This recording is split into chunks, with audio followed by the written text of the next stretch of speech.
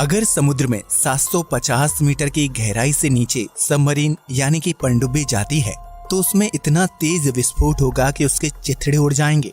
वहीं अगर एक नॉर्मल इंसान समुद्र में 1 किलोमीटर की गहराई से नीचे बिना ऑक्सीजन सिलेंडर के जाता है तो उसके लंग्स फट जाएंगे। वहीं अभी तक समुद्र की सबसे गहरी ज्ञात जगह चैलेंजर डीप है, जो लगभग 11 किलोमीटर की गहराई में है, जहां अब तक 8 लोग जा चुके हैं और जिंदा वापस आ चुके हैं। जबकि इतनी गहराई में किसी इंसान या मशीन का जाना जानलेवा साबित हो सकता है। अंतरिक्ष से देखने पर हमारी पृथ्वी नीले रंग की दिखाई देती है, जिसके पीछे समुद्र बहुत बड़ी वजह है। धरती के लगभग 71% हिस्से में समुद्र फैला हुआ है, जिसमें मौजूद पानी की वजह से पृथ्वी को नीला ग्रह कहा जाता है। लेकिन क्या आपने कभी सोचा है कि समुद्र के नीचे कौन सी चीज है? यहाँ हम समुद्र के अंदर नहीं बल्कि समुद्र के नीचे मौजूद चीज का पता लगाने की बात कर रहे हैं।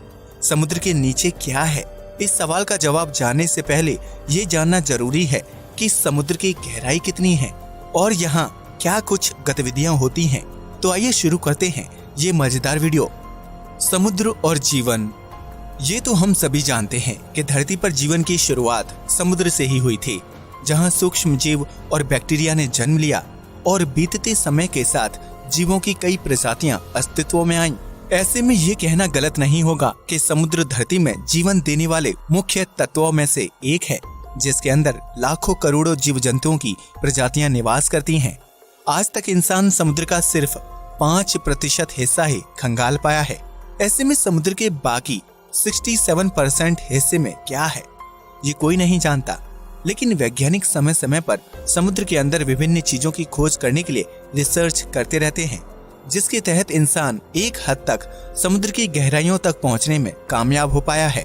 प्रशांत महासागर के मारियाना ट्रेंच में मौजूद चैलेंजर डीप को पृथ्वी की सबसे गहरी ज्ञात जगह के रूप में जाना जाता है। इस जगह की गहराई 10,902 से 11,022 मीटर यानी कि 11 किलोमीटर के करीब है। इस जगह पर सूर्य की रोशनी नहीं पहुंचती और चारों तरफ घना अंधेरा होता है। इतना ही नहीं, चैलेंजर डीप में पानी का प्रेशर इतना तेज होता है कि वहां तक पहुंचना किसी भी इंसान या मशीन के लिए जानलेवा साबित हो सकता है। हालांकि अब तक सिर्फ 8 लोग ही चैलेंजर डीप की गहराई तक पहुंचने और वहां से जीवित बचकर वापस आने में सफल रहे हैं। लेकिन समुद्र की गहराई और उसके नीचे मौजूद चीजों का अंदाजा सिर्फ चैलेंजर डीप से ही नहीं लगाया जा सकता, क्योंकि इस समुद्र में सैकड़ों राज दफन हैं। समुद्र की गहराई। अगर आप समुद्र की गहराई को अच्छी तरह से समझना और देखना चाहते हैं तो उसके लिए शुरू से शुरुआत करनी होगी। यानी चैलेंजर डीप तक पहुंचने से पहले हमें ये जानना होगा कि समुद्र में 1 किलोमीटर से लेकर 10 किलोमीटर की दूरी तक क्या क्या घटनाएं घटित होती हैं और इससे समुद्री जीवों पर क्या असर पड़ता है। अगर आप समुद्र में 1 किलोमीटर की गहराई में जाएंगे तो एक सामान्य इंसान बिना ऑक्सीजन सिलेंडर के इस गहराई तक भी तैर नहीं पाएगा। एक इंसान ज्यादा से ज्यादा 800 फीट की गहराई तक की तैराकी कर सकता है। उससे नीचे जाने पर उसे सांस संबंधी समस्याएं होने लगती हैं। समुद्र में 1 किलोमीटर की गहराई पर जाने से इंसान को बेहद तेज वाटर प्रेशर का सामना करना पड़ेगा, जिसकी वजह से उसके फेफड़े भी फट सकते हैं।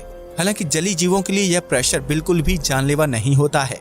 इसलिए समुद्र में 1 किलोमीटर की गहराई में मछलियों समेत दूसरे जलीय जीवों की विभिन्न प्रजातियां निवास करती हैं। वहीं समुद्र की सबसे बड़ी शिकारी मछली यानी ब्लू व्हेल अपने शिकार की तलाश में 500 मीटर की गहराई तक जाने की क्षमता रखती है, जबकि आमतौर पर यह मछली 300 से 350 मीटर की गहराई में निवास करती है। अगर आप इससे आगे समुद्र की गहराई में जाते हैं तो आपको 750 मीटर की गहराई में पनडुब्बियां नजर आएंगी। ये पनडुब्बियां पानी के अंदर रहकर दुश्मन देश की गतिविधियों पर नजर रखती हैं, ताकि समुद्र से किसी प्रकार का हमला ना किया जा सके। लेकिन 750 मीटर से ज्यादा गहराई में जाने पर पनडुब्बी पानी का प्रेशर नहीं झेल पाती और कुछ ही मिनटों में फट जाती है। यानी 800 मीटर की गहराई तक जाने पर आपको तापमान बेहद कम महसूस होने लगेगा। यह वो जगह होगी जहां सूर्य की रोशनी ना के बराबर पहुंचती है। इसी वजह से समुद्र की उस गहराई में बेहद ठंडा तापमान होगा। लेकिन कुछ जलीय जीव उस तापमान में भी खुद को जीवित रखने की कला सीख चुके हैं। इतना ही नहीं, समुद्र में 800 मीटर की गहराई पर आपको ज्वालामुखी देखने को भी मिल सकते हैं, जिनमें विस्फोट भी होता है और ज्वालामुखी से निकलने वाली गर्मी जलीय जीवों को जिंदा रहने में मदद करती है।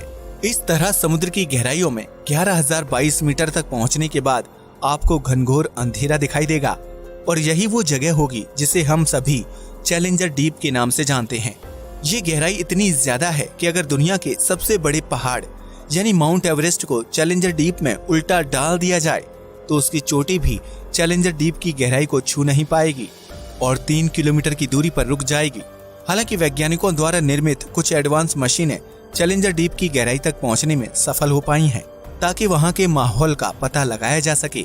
लेकिन चैलेंजर डीप के बाद समुद्र के नीचे क्या है, ये सवाल अभी भी जस के तस बना हुआ है।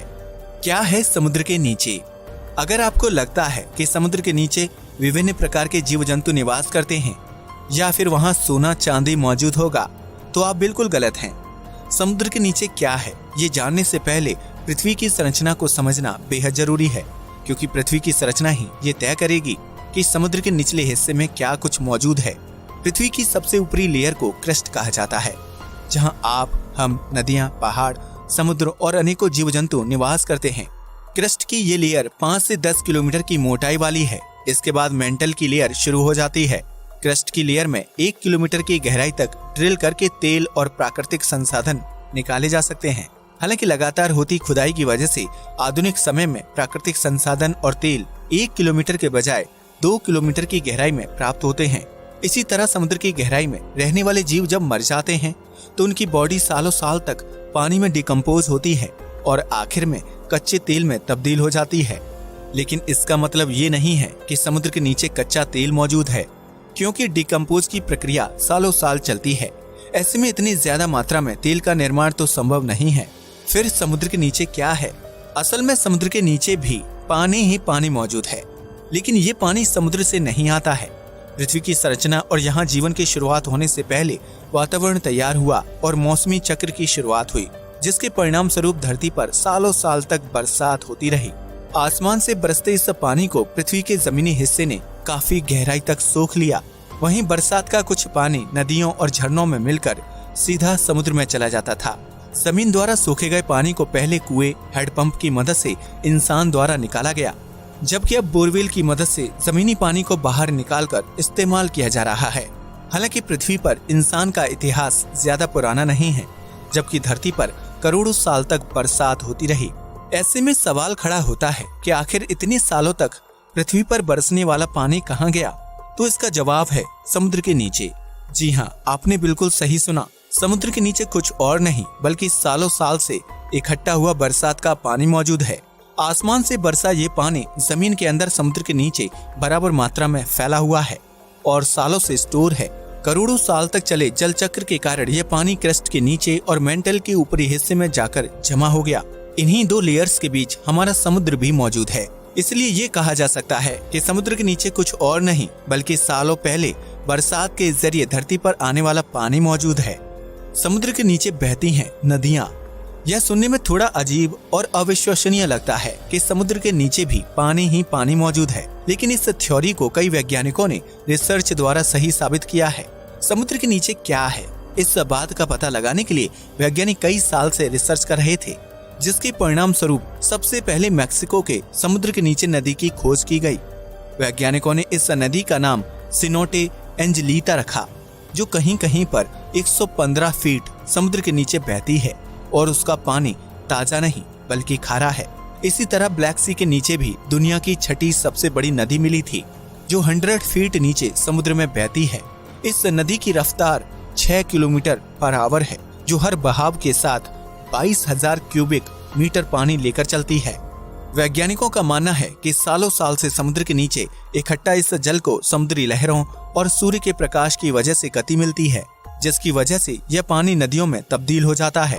हालांकि वैज्ञानिकों का मानना है कि समुद्र के नीचे पानी सिर्फ एक जगह जमा या नदियों के रूप में ही नहीं है, बल्कि यह झरनों के रूप में भी हो सकता है।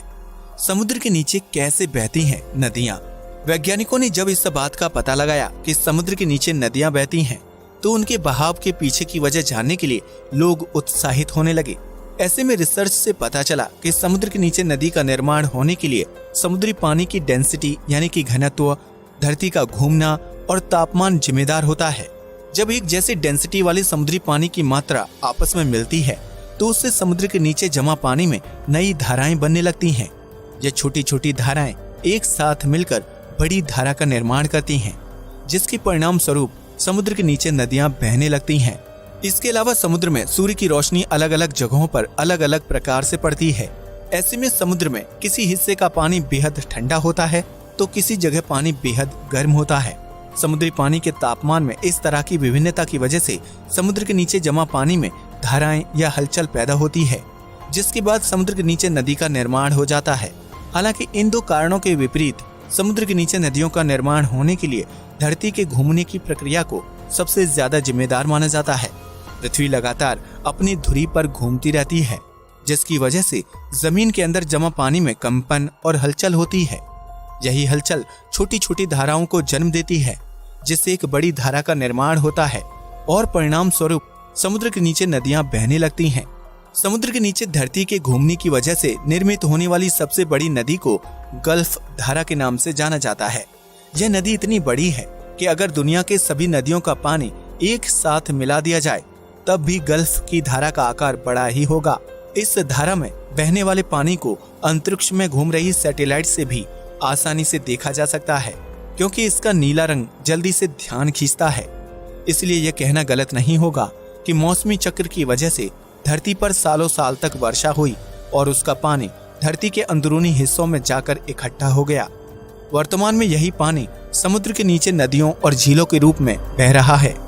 अब तो आप समझ ही गए होंगे कि समुद्र के नीचे क्या है और वह समुद्र के निचले हिस्से तक कैसे पहुंचा। यकीनन पृथ्वी के निर्माण से लेकर उसकी संरचना और वास्तविक स्थिति सब कुछ बहुत ही रहस्यमयी है, जिन्हें सुलझाने का प्रयास इंसान सालों से कर रहा है। अब ये देखना दिलचस्प होगा कि समुद्र के नीचे मौजूद पानी में भी जीवन संभव है या नहीं। इस बारे में आपकी क्या राय है? कमेंट सेक्शन में जरूर बताइए।